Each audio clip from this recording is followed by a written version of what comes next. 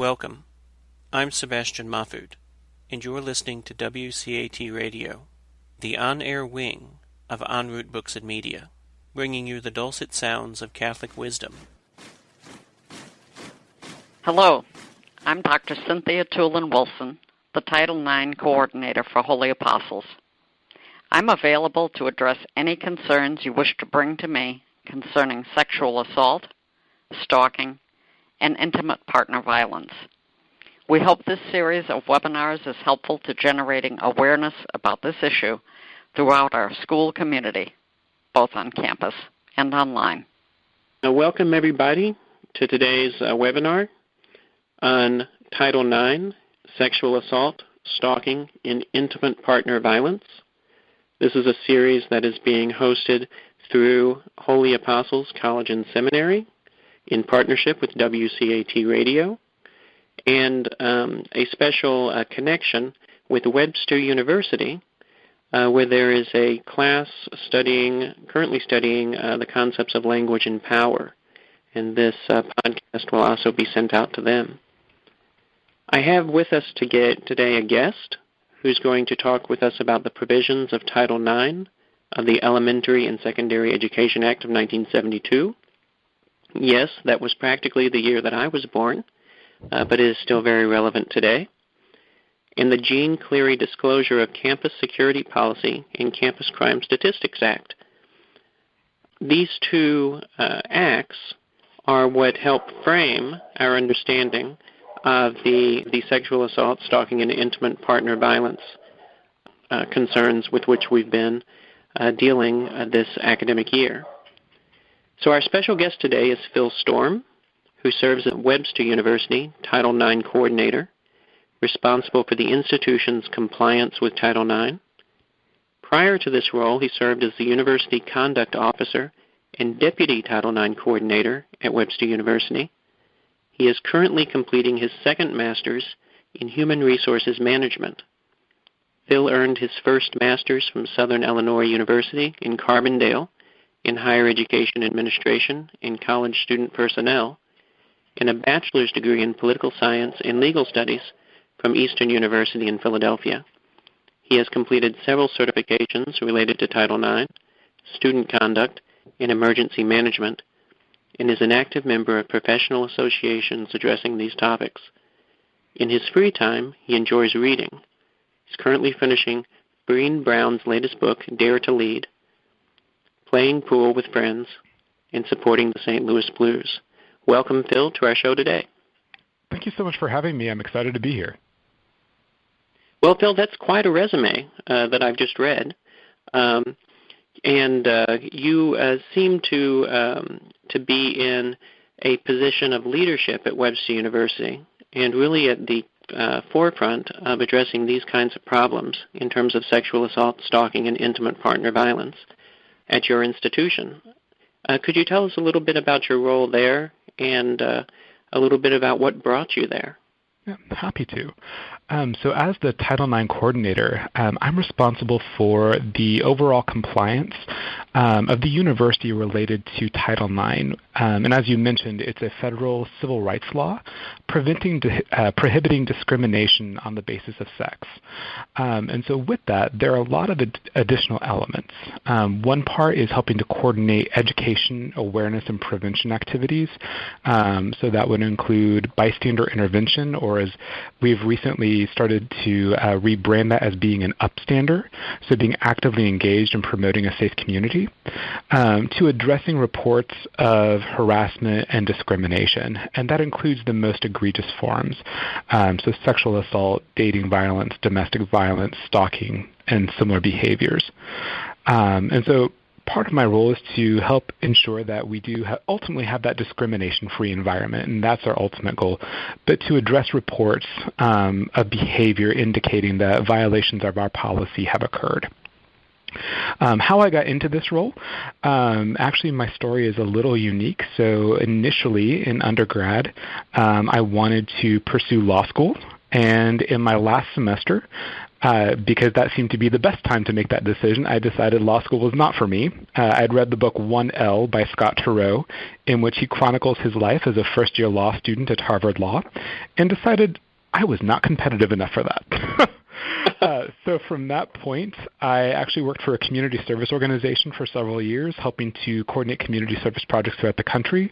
I managed a bookstore, managed a coffee shop, and as I truly began reflecting on what I wanted to do with my life, I realized the impact college had on me and the amount of growth that occurred through that experience. And I decided I wanted to give back, and I wanted to be part of that experience for others. So I went back to graduate school and completed my master's in higher education administration and college student personnel from Southern Illinois University Carbondale, and I've been working in higher ed ever since. Ultimately, I thought I was going to go in more of an advising and kind of mentorship route, but through working with some of my mentors, I really developed a passion for student conduct and conflict resolution. And as I began to interact more with professionals in that field, I ended up pursuing a path down student conduct, and which tied into Title IX, and it just sort of evolved from there as I received additional training opportunities and volunteered to assist my university in coordinating new projects and new initiatives. To this past January, the President had asked me to serve as our inaugural full-time Title IX coordinator, reporting directly to her, which is a phenomenal opportunity, and I've enjoyed every minute. Wow. Well, it's wonderful to be in work that you love and to be in a position to help people who truly are in need of a certain kind of help. I laughed at your reason for staying out of law school. For me, it was the John Grisham novels, where in novel after novel, you saw a good guy being put in a bad situation because of various legal entanglements or various legal firms or whatnot. And so rather than be a good guy in a bad situation, I decided to be a good guy in a good situation. And so I went into university administration. And I discovered that even in the wonderful world of university administration, there are occasions where we have to address problems within the institution that do seem to be bad situations. And so this idea that sexual assault, stalking, and intimate partner violence occurs at all is a bad situation. But what people like us can do to heal and to provide healing and to seek and provide justice is a very important thing. And so I don't regret my choice in my own work, and I find that I do enjoy it, especially since it enables me to talk with very interesting people like yourself. Oh, thank you. Now, I may, to give you a bit of background on Holy Apostles, Holy Apostles College and Seminary is in Cromwell, Connecticut, and it is a community of on-campus seminarians and religious sisters and graduate students. Most of the on-campus community is international, and that community comprises a total of a little over 100 people, maybe 120 people. It's the online community that's much larger at our school. We have over 200 online undergraduates and almost 300, I believe, online graduate students. And so that entire community put together constitutes what we consider to be the Holy Apostles family. In terms of the online students, they're scattered all over the world. And I know that we have 55 of them from the country of Eritrea in East Africa. We have 2 of them from the country of Tanzania, and we'll have more coming from Tanzania. And we have students in Asia, in Central and South America, in Europe. So the sun never sets on the Holy Apostles' empire. And I use that word empire very loosely because, again, we're a small and intimate family. So when we think about things like sexual assault, stalking, and intimate partner violence, we like to think, well, that could never happen here. But I imagine it can happen anywhere. And Holy Apostles as a community is not immune. So in our conversation today, we'll be talking about 2 modes of that community. One, the on-campus community, to which these laws are directly applied, and the second, the online community, to which these laws don't seem to be applied because they seem to deal with campus issues rather than with extended community issues. So in what way can online students also be considered to be a part of the policies that we're framing to protect our on-campus seminarians, religious sisters, and commuter students? So that's sort of the challenge that we're facing as we work to reconstruct and rethink our sexual conduct and grievance policy. So if we may begin with a simple question, what is Title IX and why is it important? And that's a great question. It's one that we've seen evolve over time. To give a little bit of the backstory and context, and I appreciate what you mentioned earlier, Title IX, the full title of it, for lack of a better term, is Title IX of the Educational Amendments of 1972, as you stated earlier. And the purpose of Title IX was to prohibit institutions of education, so from elementary through higher education, to prohibit discrimination on the basis of sex. Now, the full law, or at least kind of the opening part of it, is all of just over 30 words or so, that no person in the United States shall, on the basis of sex, be excluded from participation in, be denied the benefits of, or be subjected to discrimination under any education program or activity receiving federal financial assistance. Now, oftentimes, especially when I conduct trainings, I'll ask that question of what is the impact of Title IX, or what does that mean? And many people associate Title IX with college athletics. And it certainly does apply there, ensuring that colleges and universities have an equitable opportunity for individuals to engage in the collegiate athletic field and athletic arena. But it also goes much further. So when the law talks about education program or activity, that's fairly broad. So it's meant to be inclusive, that individuals are able to participate in all offerings of the university, student organizations, residence halls, anything the university would offer. So that's kind of the basis of Title IX. And how it's important is that it's meant to provide equal access. And I think that's the important part when we talk about Title IX and its impact. It's meant to provide an opportunity for individuals to take advantage of those educational offerings. And so colleges and universities, per federal guidance and some additional information from the federal government, specifically the Department of Education, should have a Title IX coordinator helping to oversee that process. That individual is also the person who should be listed where individuals can connect with them to ask questions, find out more information, and ultimately ensure that the university is complying with the law and with the relevant federal guidance and regulations. And then the law also greatly interacts with other laws. So Title IX would also relate to things such as sexual harassment and preventing a harassment-free and discrimination-free environment. So I think you made a great point where when we often think of Title IX, we tend to think of our on-campus or on-ground communities.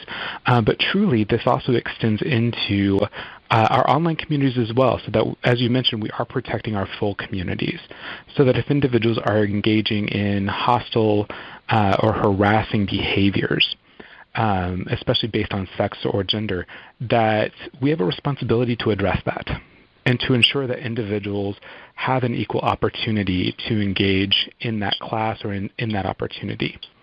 And the other part I would say is that when we think about that as an equal access, and we begin to reframe that and thinking through how do we ensure that individuals continue to have access to our opportunities or to our educational environment, I think at that point, that helps us to better understand that even if someone is affected by behavior that occurs off campus, we can still connect that individual with support services through campus resources. So for example, if a student were to come forward, an online student or a student who is a commuter or things of that nature, who has been subjected to intimate partner violence off campus, and the individual that's being implicated is not a member of our community. We may not have much as an internal organization that we can do to address the behavior, but we can help address its effects. So we can connect that student with counseling life development services. We can connect them with academic resources. We can help connect them with various services to ensure that they have an opportunity to continue their education and providing them with options, really giving them the power in the situation to determine what services would they like to seek, what would be of the most benefit to them, and engaging in that conversation.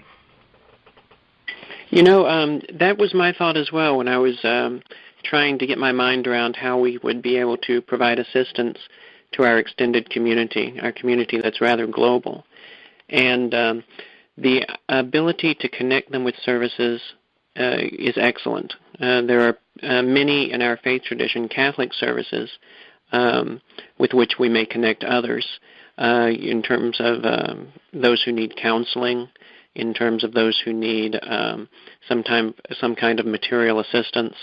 Let's say they've had to leave an abusive relationship and they don't have any place to go. So this country has a great deal of resources in that regard that we can tap into. A question: have you ever dealt with any matters that would be international in scope?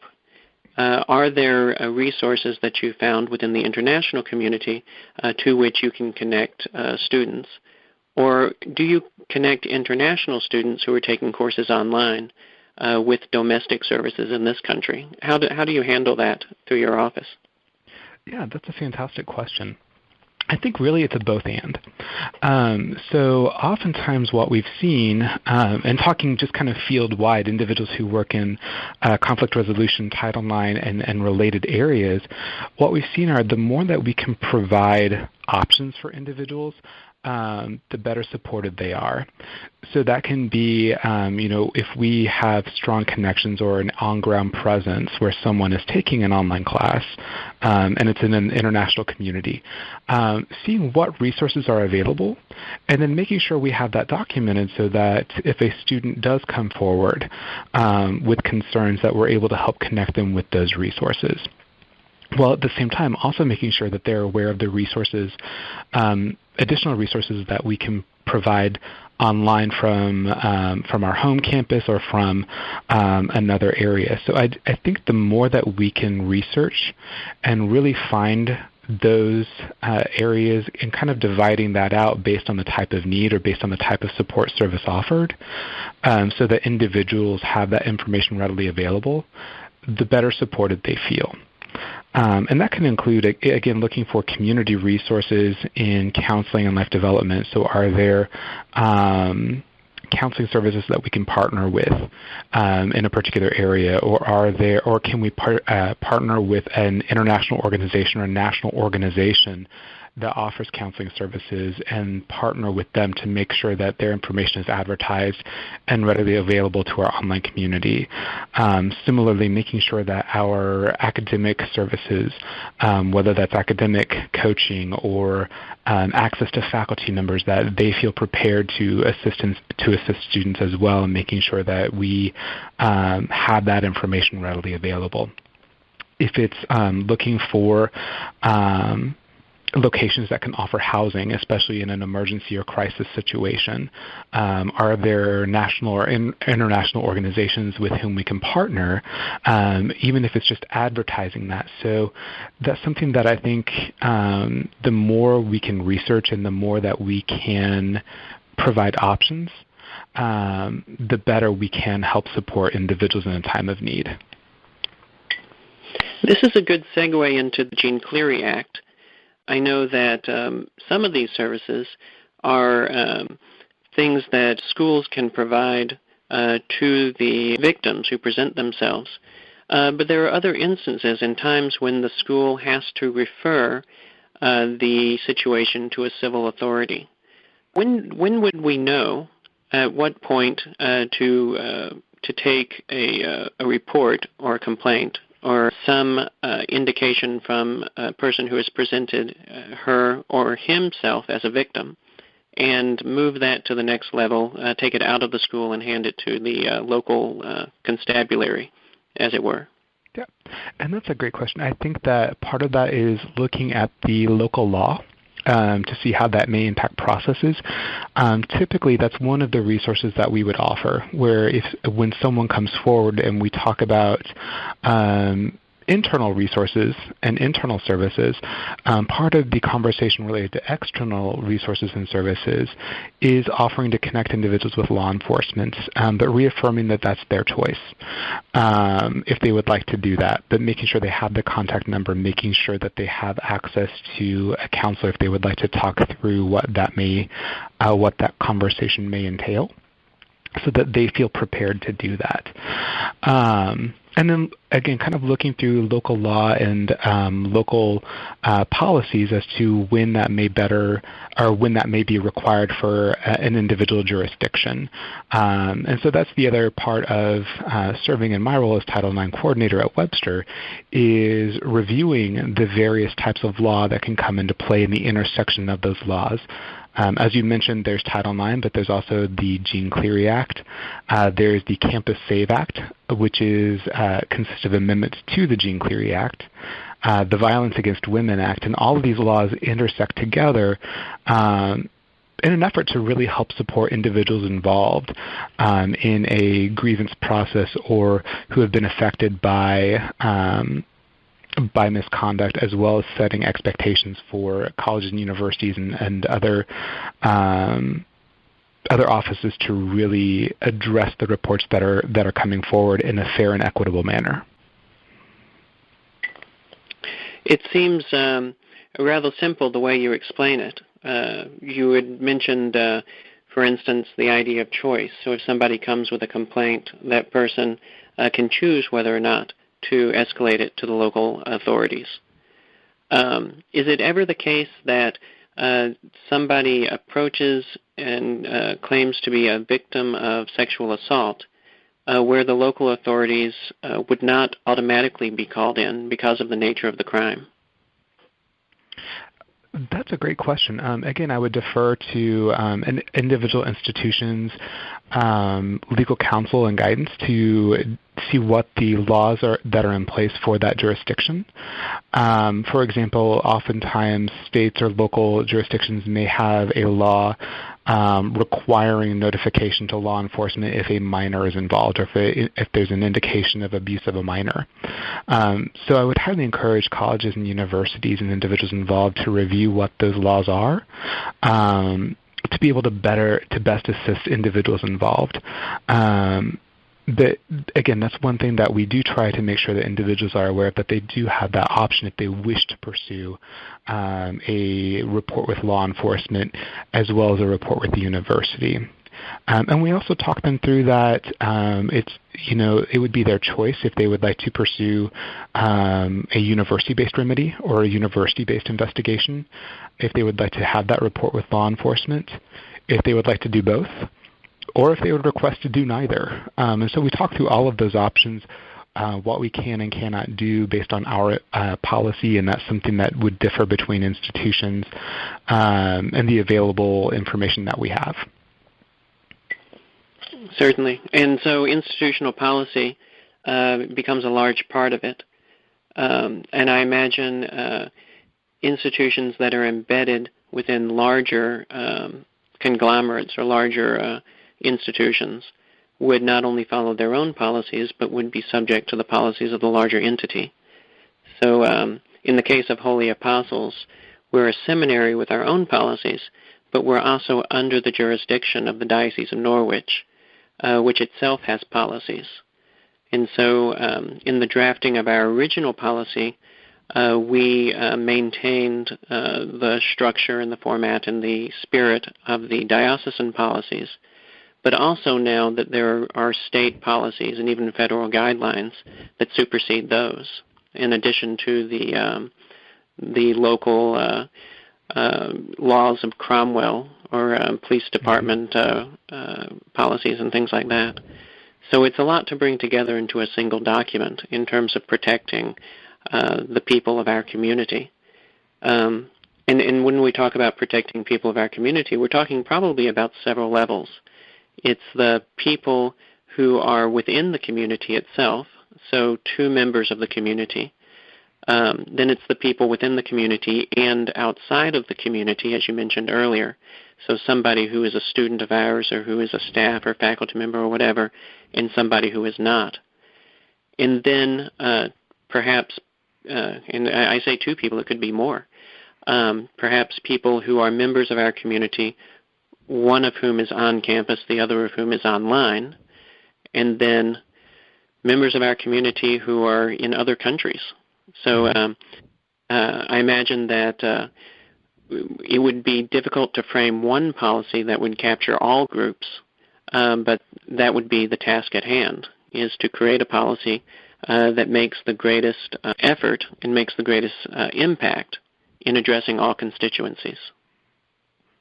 And that really is the challenge, especially remaining well-versed in, right now it seems to be changing even rapidly here within the United States. But I think that it can be very rewarding as well to hear the feedback from the community and how to best implement those policies. And I think that it also speaks volumes to the education, awareness, and prevention activities and trainings that colleges and universities offer. For example, especially for institutions that have very diverse populations, including, as you mentioned, with a strong population of students outside of the United States, or in online courses where a lot of these conversations are blending together, I think that it's important to set expectations because what expectations may be viewed differently based on someone's home culture. And so I think it's important for us to be sensitive to that and to reflect on what that means for us as a community and to develop processes, policies, procedures, and ultimately standards and expectations of our community that reflect our values and that reflect our communities. Certainly. And this idea of the varying expectations, I imagine this segues into the entire culture of the Language and Power course at Webster. When we talk about sexual assault may mean one thing in one culture, but it may mean something different in another culture. And the norms that govern what is assault or harassment or stalking or intimate partner violence are different culturally. Is there a way a college can establish as its own culture a cultural norm for these kinds of terms? I think that's a great point. And one thing that many colleges and universities do within their policies, they'll have a definition section where they define what the terms mean for them within their community.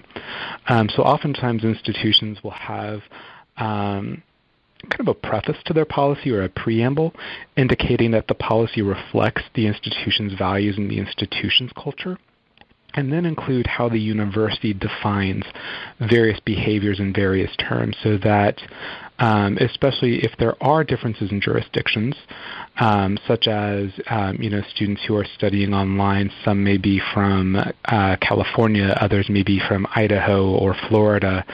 Well, the laws in those various areas may differ slightly, but this way the university can affirm that this is not a legal process, this is our process for our community, and these are our definitions which flow from our values.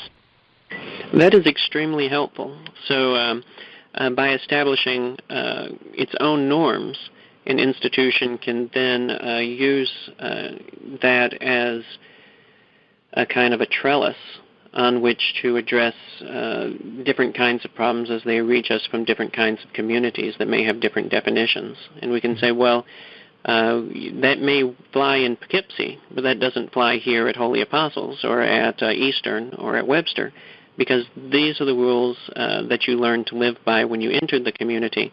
And it's these ways of expressing how this community deals with these issues that we're going to abide by at this particular point. Something to that effect is what I'm hearing you say. Exactly. In addition, are the expectations of individuals of the role of the university. It's quite possible that depending on one's culture and one's background, that the view of the university is simply to provide an educational experience, an educational opportunity. And so there are times where students may have questions of, well, why is the university seeking to provide expectations or regulate behavior that occurs outside of the classroom? Right. And so those are conversations that I think we also need to be sensitive to, especially as we seek to create and cultivate a global community and global citizenship, and really engage what that means, and being very intentional and focused in our education efforts as well. No, absolutely. A husband who beats his wife, whose wife is a student at Webster, may be very upset at Webster's Title IX office for meddling in what he considers a domestic affair that has nothing at all to do with the college or university. But the university itself, as you pointed out, does have an office that assists people who are in that situation, and that does provide counseling and other kinds of services to help them. So the relationship to the university, or to the college or the institute or whatever it is that is abiding by Title IX, has to the greater community is absolutely has to be one that's more significant or deeper than simply where its property line ends and where the public's property line begins. Such are my thoughts, at least on that. Yes. So Title IX itself is a federal policy that seems to shape in some way a local, institutional, and whatever policies. But Title IX, being a federal policy for institutions, does it have any teeth in institutions that do not receive federal student loans or federal funding of some other kind? That's a great question. And, with Title IX, it notes that the law in and of itself is applied to colleges and universities that receive federal financial assistance. But it's important to note that that can be very broad, whether that's through grant funding, so an institution that receives federal grant money to aid with research, whether that's financial aid, the ability to offer federal loan assistance, grants, Pell Grants, things of that nature. So that is kind of very broad, and that any program in which those funds are received and utilized would need to comply with Title IX. Now, institutions that don't have any or do not receive any federal funding, that would be a question for that institution to evaluate with their administration and council, and to better evaluate that. Again, since as we noted earlier, I didn't attend law school, that's something that they would want to kind of view for themselves. But that is one of the expectations noted in the law, that the law is specifically applied to institutions receiving federal financial assistance. Certainly, but even those institutions that aren't receiving federal financial assistance would find some very good reasons to pursue the kinds of things that we're being instructed to pursue, simply because it's a good thing to do.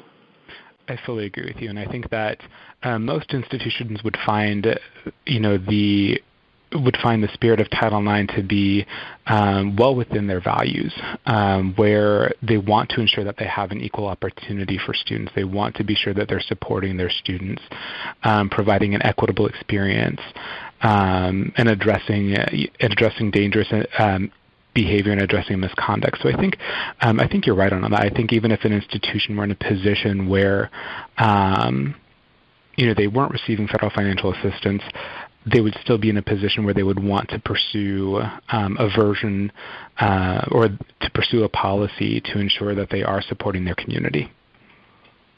Right, and the reason, of course, would be that the community is very important and vital to the existence of the institution or organization, and anything that can be done that would provide services that would assist that community would help that community better appreciate and embrace the institution to which it belongs.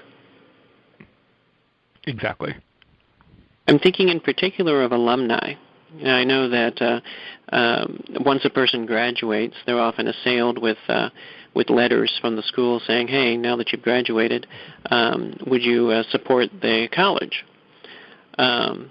And if alumni are going to do those kinds of support things, the college should be giving something back to the alumni in terms of continuing education opportunities, ongoing news about new students or new programs. Something that would be of some tangible value. And this kind of thing, extending ongoing counseling services to alumni, would seem to be something that a community could do that would provide a value added to those who are no longer participating in coursework or participating in the activities of the college, but may still need or be in need of services such as these the college may provide. And I think that also highlights the importance of developing those external relationships and partnerships. It can be very understandable if someone would not want to seek out internal support services, whether that's because they attend a small university and they would have concerns of who might know or who might gain access to information. For example, if they were to seek assistance from student health services or counseling and life development, and there may be a fear of that. Whereas by developing those external relationships, it's one additional resource that can be provided. And especially, as you mentioned, for alumni, even if the on-campus services were not in a position to accept new clients or to schedule a meeting, by having that external partnership, you can still offer those same resources and same services.